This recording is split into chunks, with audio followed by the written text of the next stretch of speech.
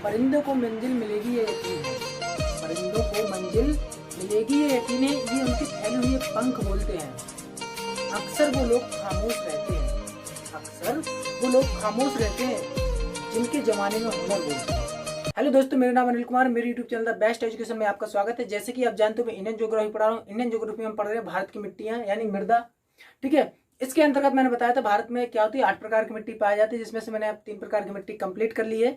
आज हम पढ़ेंगे, क्या पढ़ेंगे, लैटराइट मिट्टी और पर्वतीय मिट्टी और क्या है मरुस्थलीय मिट्टी। तो बिना समय वेस्ट किए आइए स्टार्ट करते हैं।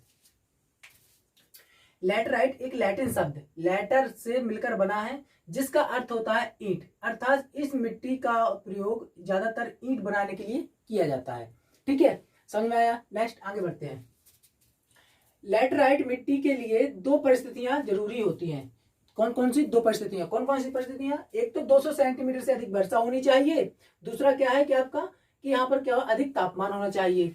ये दोनों परिस्थितियां भारत के 3 स्थानों पर पाई जाती हैं। एक तो जब पश्चिमी घाट, एक पूर्वी घाट और मेघालय में गारो खासी जयंतिया की पहाड़ियों के पास, ठीक है। समझ में आया?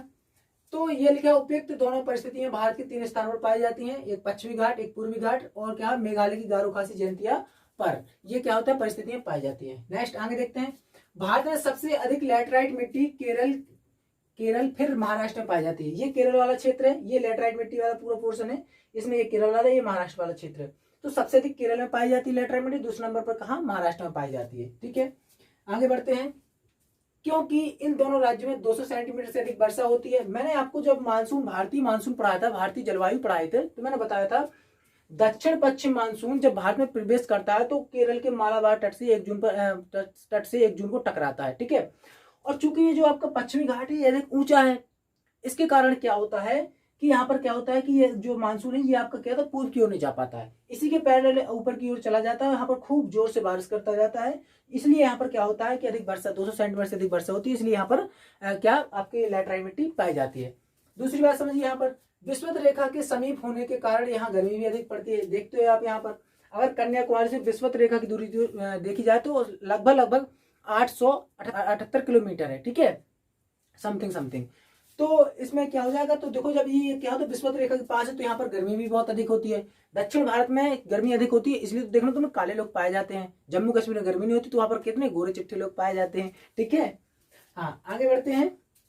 आगे क्या है कि भारत में लैटराइट मिट्टी के क्षेत्र है वो कौन कौन सा है, तो देखो पश्चिमी घाट हो गया, तमिलनाडु की शिवराय की पहाड़ियां यहाँ पर है।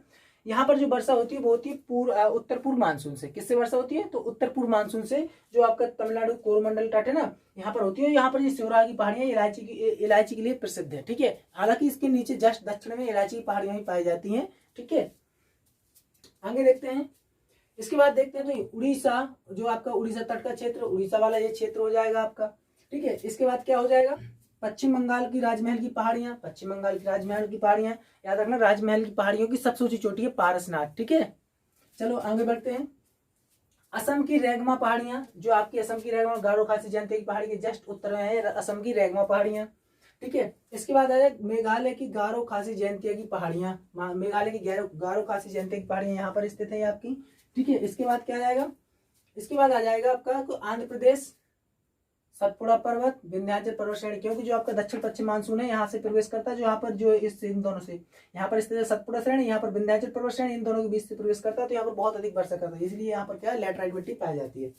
समझ में आया? नेक्स्ट आगे बढ़ते हैं। यह मिट्टी मुख्य रूप से चाय, इलायची तथा काजू के लिए प्रयुक्त होती है। लैटराइट मिट्टी में सबसे अधिक मुख्य रूप से देखा जाए, एक अगर फसल की बात की जाए तो काजू बहुत अच्छा होता है, ठीक है। आपने देखा काजू के उत्पादन में सबसे आगे कौन सा, तो केरल है। क्यों केरल? क्योंकि लैटराइट मिट्टी सबसे अधिक पाई जाती है। चलो आगे बढ़ते हैं। इसके बाद क्या हो जाएगा, उर्वरक का प्रयोग करके, ठीक है। अगर इसमें क्या होता है कि लैटराइट मिट्टी अधिक वर्षा होती है तो इसमें सिलिकॉन नामक पदार्थ होता है, जो नाइट्रोजन होते हैं, जो पोटास होता है, इसका क्या होता है, निच्छालन हो जाता है। निच्छालन बोले तो क्या होता है, ये चीजें पानी के साथ जब घुलकर नीचे चली जाती हैं। ऊपरी परत क्या होती है कि इसमें उर्वरकता शक्ति नहीं अधिक बरतती, तो इसमें क्या होता है कि खाद्यान्न पदार्थ, जो खाद्यान्न फसलें होती हैं वो नहीं हो पाती हैं। इस खाद्यान्न फसलों को करने के लिए इसमें क्या करते हैं, उर्वरक मिलाया जाता है। उर्वरक का प्रयोग करके चावल, कहवा, रागी, गन्ना, दाल, कपास आदि खेती यहाँ पर की जा सकती है इस मिट्टी में, ठीक है। आगे बढ़ते हैं। इस मिट्टी में ह्यूमस, देखो यहाँ पर लिखा भी है, ह्यूमस, नाइट्रोजन, फास्फोरस और पोटास की कमी पाई जाती है। क्यों पाई जाती है? इसीलिए पाई जाती है क्योंकि यहाँ पर अधिक वर्षा होती है, तो इन चीजों का क्या होता है, निच्छालन हो जाता है। ठीक है, आगे बढ़ते हैं। इस मिट्टी में लोहे की ऑक्साइड की प्रचुर मात्रा पाई जाती है। लोहे की ऑक्साइड की प्रचुर मात्रा पाई जाती है, इसलिए क्या होता है कि ये इसका जो रंग है वो क्या होता है, लाल कलर का होता है, रेड कलर का। ठीक है, तो ये हो गया आपका जो है लैटराइट मिट्टी। आगे बढ़ते हैं, हम पढ़ते हैं क्या, पर्वतीय मिट्टी। पर्वतीय मिट्टी भारत के हिमालय के साथ साथ पाई जाती है। पर्वतीय मिट्टी ये क्या है आपकी, ये पूरी पर्वतीय मिट्टी है, हिमालय के साथ साथ पाई जाती है। भारत में देखा जाए तो मुख्य रूप से 5 राज्यों में पर्वतीय मिट्टी पाई जाती है। 5 राज्य कौन कौन से हो जाएंगे, तो जम्मू कश्मीर हो जाएगा आपका, हिमाचल प्रदेश हो जाएगा, उत्तराखंड हो जाएगा, सिक्किम हो जाएगा और अरुणाचल प्रदेश हो जाएगा। 5 राज्यों में क्या होता है, पर्वतीय मिट्टी पाई जाती है। समझ में आया? नेक्स्ट देखो, हिमालय में वनस्पति और जीवों की प्रचुर मात्रा है। ठीक है, इसलिए इस मिट्टी में ह्यूमस की प्रचुर मात्रा पाई जाती है। पर्वतों पर ह्यूमस की मात्रा, ये तो एक आश्चर्यजनक बात है। समझिए कैसे है यहाँ पर ह्यूमस की मात्रा कैसे आई इस मिट्टी में। मैंने आपको जब हिमालय की उत्पत्ति पढ़ा रहा था तो मैंने आपको बताया था, जहां पर आज हिमालय स्थित है वहां पर पहले क्या, तैथिस सागर हुआ करता था। कौन सा सागर? तैथिस सागर। जब तैथिस सागर हुआ करता था तो वहां पर क्या होती है, जब सागर था तो उसमें आसपास से नदियां भी आती होंगी, नदियां भी उसमें जाकर गिरती होंगी। नदियां गिरती होंगी तो साथ में नदियां क्या होती, बाढ़ भी उसमें आती होती, नदियों में बाढ़ भी आती होगी। जब बाढ़ आती होगी तो उसके साथ मिट्टी भी आती होगी। जब मिट्टी आती होगी तो क्या, कहाँ डालेगी वो, वही तैथिस सागर में डालती है। चूंकि अब यहाँ पर क्या होता है कि अब यहाँ से इंडियन प्लेट, तो यहाँ पर यूरेशियन प्लेट दोनों टकराती हैं, तो यहाँ पर क्या होता है, वो मिट्टी क्या होती है, अब हिमालय पर्वत के रूप में ऊपर निकलती है। इसलिए क्या होता है, हिमालय पर्वत में क्या होता है, ऊपरी जो जलोढ़ मिट्टी जैसी है, ये अधिक उपजाऊ मिट्टी है। ठीक है, जो हिमालय पर्वत की मिट्टी है वो अधिक उपजाऊ मिट्टी, इसलिए देखा होगा आपने कितनी सारी ढेर सारी वनस्पतियां पाई जाती हैं यहाँ पर। ठीक है, जड़ी बूटियां भी पाई जाती हैं। और इससे सबसे बड़ी बात है कि यहाँ पर क्या होता है कि फसल से, जो आपकी जलोढ़ मिट्टी से भी अच्छी यहाँ पर मिट्टी पाई जाती है। ठीक है, इससे भी अच्छी फसल होती है आपकी, कहाँ पर, जो पहाड़ी पर स्थान है यहाँ पर। ठीक है, चलो आगे बढ़ते हैं। इसका विस्तार देखा जाए तो जम्मू कश्मीर, हिमाचल प्रदेश, उत्तराखंड, सिक्किम, अरुणाचल प्रदेश में है। दूसरा क्या है इसकी, कि ह्यूमस के कारण पर्वतीय मिट्टी में अम्लता की मात्रा बढ़ जाती है, अम्लता के गुण आ जाते हैं, बातें की है। चलो आगे देखते हैं। प्रमुख फसलें देखो तो आलू की फसल। दोस्तों आपको मालूम होना चाहिए, जो भारत का सबसे अच्छी क्वालिटी का आलू है वो कहाँ पर होता है, तो यहाँ पर हिमाचल प्रदेश में एक जिला है लाहौल स्पीति। लाहौल स्पीति नाम का एक जिला है, वहां पर भारत का सबसे अच्छी क्वालिटी का आलू उत्पन्न होता है। ठीक है, या पैदा होता है वहां पर, समझो। आगे बढ़ते हैं। चाय की खेती आपने देखा होगा, ढालान क्षेत्र, चूंकि ये मिट्टी क्या होती है, उपजाऊ भी है और ढालान क्षेत्र पर पाई जाती है, इसलिए यहाँ पर क्या, सिक्किम में जो हो गया, दार्जिलिंग में, सिक्किम में यहाँ पर चाय की खेती की जाती है।